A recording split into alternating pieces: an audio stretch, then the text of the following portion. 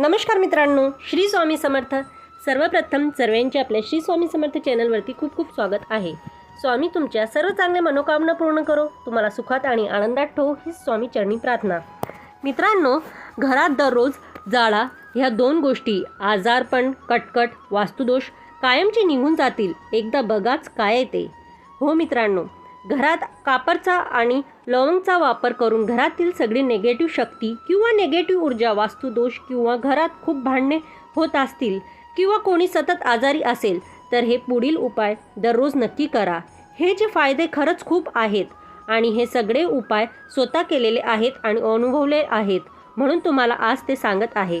तर तुम्हाला माहितीच आहे की आपल्या हिंदू धर्मामध्ये भीमसेनी कापूर आणि लवंग यांना किती महत्त्व आहे. आपण कापूर हे दररोज घरात जाळतो किंवा दररोज आपण कापूर आरती करतो. पूजा झाल्यावरती किंवा हवन झाल्यावर आपण जी कापूर ती करतो ते वातावरण शुद्ध होण्यासाठी ते केलं जाते.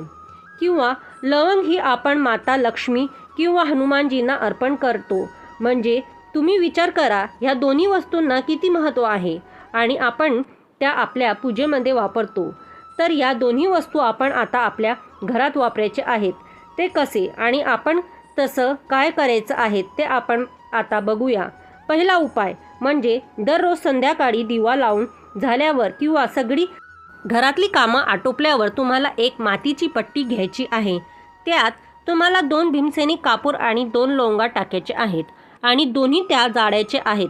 तुम्ही ते जाळताना किचनमध्ये, हॉलमध्ये किंवा घरामध्ये मध्यभागी तुम्ही कुठेही जाळू शकतात. जेव्हा तुम्ही जाळ्याला सुरुवात करतात तेव्हा 1-2 मिनिटांनी तुम्ही ते अख्ख्या घरामध्ये तुम्ही त्याचा धूर जो आहे तो तुम्ही अख्ख्या घरात फिरवा. म्हणजे जिथे निगेटिव्ह शक्ती असेल न किंवा हळूहळू नाहीसे होतील. दुसरा उपाय म्हणजे घरात पती पत्नीमध्ये खूप भांडणं किंवा कटकट होत असेल तर तुम्ही दररोज 2 कापूरच्या वड्या घ्या. म्हणजे भीमसेनी कापूरच्या वड्या घ्या आणि नवऱ्याच्या उशाखाली ठेवायच्या आहेत. समजा तुम्हाला शक्य नसेल, खूप वास येत असेल तर तुमच्या रूममध्ये, तुमच्या बेडरूम, तुमच्या कुठेही तुम्ही त्या 2 कापराच्या वड्या तुम्ही नक्की ठेवू शकता. त्या कापराच्या वड्या तुम्ही दुसऱ्या दिवशी सकाळी उठल्यानंतर देवघरांमध्ये कुठल्याही निरांजन घ्या किंवा कापूरदाणे घ्या, तुम्ही त्या जाळायच्या आहेत. ते जाळताना तुम्हाला रूममध्ये भांडून जे नेगेटिव्हिटी एनर्जी किंवा ऊर्जा झालेली असते ती नष्ट होते. तिसरा उपाय म्हणजे तुम्ही आहे तो कापराचा करून तुम्ही तुमच्या आंघोळीच्या पाण्यामध्ये घालू शकता. त्याने तणावाची आणि मनाची शुद्ध होते आणि पॉझिटिव्ह ऊर्जा तुम्हाला दिवसभर मिळत राहते. स्पेशली जर मुलं खूप चिडचिड करत असतील तर त्यांच्या आंघोळीमध्ये थोडासा कापराचा चुरा मिक्स करा.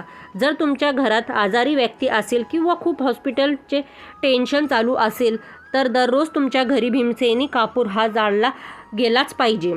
असं केल्याने रोगाचा प्रभाव कमी होतो आणि तुम्हाला पॉझिटिव्ह ऊर्जा मिळेल सुरू होते. तुम्हाला जर ग्रहदोष असेल तर 2 कापरांच्या वड्या, त्यात थोडंसं शुद्ध गाईचं तूप घाला आणि हे 2 कापरांच्या वड्या आणि शुद्ध गाईचं तूप किंवा कापूर शुद्ध गाईचं तुपांमध्ये भिजवून ठेवा आणि तो सकाळी आणि संध्याकाळी तुमच्या घरात जळला. त्याने तुम्हाला खूप फरक पडेल.